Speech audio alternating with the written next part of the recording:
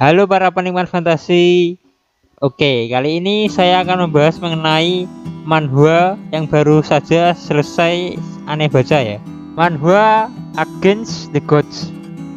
Jadi saya sudah baru saja selesai ya membaca manhwa ini. Makanya aneh membagikan pengalaman setelah baca manhwa ini. Nih manhwa bener-bener bisa bikin suasana hati aneh naik turun ya bacanya. Bahkan aneh sampai kepengen berhenti ya bahasanya. Bener-bener keren kok manhwa ini. Plus salah satu manhwa yang paling seru menurut aneh. Oke, langsung saja yuk. Peringatan ada spoilernya.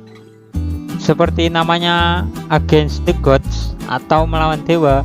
Ini manhwa bercerita mengenai pembalasan dendam dari tokoh utama kita Yunce. Ya, meskipun sampai saat ini masih belum melawan para dewa ya, masih berada di alur cerita melawan atau membasmi sekte. Seperti rata-rata manhwa yang lainnya, tokoh utama kita ini juga mendapatkan bantuan serta kekuatan dari berbagai ras. Tetapi dari manhwa ini yang berbeda adalah tokoh utama kita mendapatkan kekuatannya setelah melewati dua kehidupan yang menyedihkan. Di kehidupannya yang pertama, meridiannya dirusak dan dilumpuhkan yang membuatnya menjadi yang terlemah. Dia lalu dapat menikahi gadis tercantik di kotanya. Pada saat akan menjalani pernikahan, ia diracuni oleh saudaranya sendiri yang cemburu terhadapnya dan akhirnya ia meninggal karena racun tersebut. Setelah itu, jiwanya berhasil bereinkarnasi lalu diadopsi oleh seorang dokter yang sangat hebat atau disebut juga saint dokter atau saint penyembuh. Dokter ini mempunyai harta yang sangat hebat yang membuatnya diburu oleh banyak orang hingga akhirnya dokter ini meninggal karena disiksa.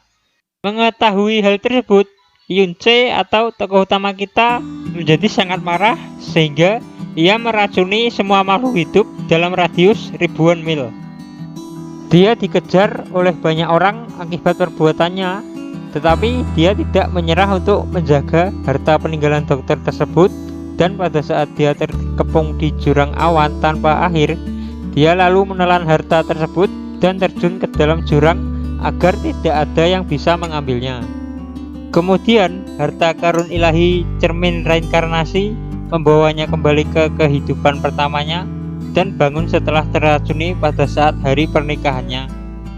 Di kehidupan pertamanya dia memang sudah mati karena diracuni, yang berarti saat ini ia bereinkarnasi pada waktu hari pernikahannya, atau lebih mudahnya ia mengulang waktu ke hari pernikahannya. Racun yang sudah masuk ke tubuh Yunce berhasil dihilangkan oleh harta peninggalan dari dokter yang mengadopsinya di kehidupan keduanya. Harta ini adalah titisan racun surgawi yang dapat menetralkan semua racun dan membuat MC kita ini dapat bertahan setelah meminum racun dari saudaranya. Di awal-awal chapter ini agak ngeselin ya menurut aneh, karena MC-nya agak terlalu memaksakan dirinya. Ya memang mereka udah resmi menikah sih, tapi si cewek ini hanya menikahinya karena ia pernah diselamatkan oleh ayahnya Yunce. Jadi lebih ke membalas kebaikannya ya. Si MC ini benar-benar ngarep dia diperlakuin seperti seorang suami yang sebenarnya ya, padahal si cewek ini hanya membalas perbuatan ayahnya. Nah, dan sini yang membuat saya agak emosi ya, karena jelas-jelas cewek ini tidak peduli terhadapnya sama sekali. Ya memang si MC kita Yunce ini memang pantang menyerah sih, jadi wajar ya kalau dia nggak mudah menyerah. Di kehidupan ini ia masih lemah dan belum mempunyai kekuatan, jadi masih belum mengubah kenyataannya bahwa ia masih lemah setelah melewati dua kehidupan.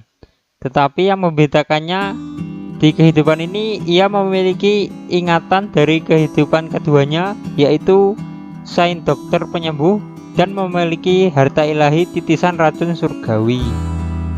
Meskipun mempunyai ilmu dan harta ilahi, meridiannya masihlah rusak dan lumpuh, sehingga ia masih menjadi yang terlemah.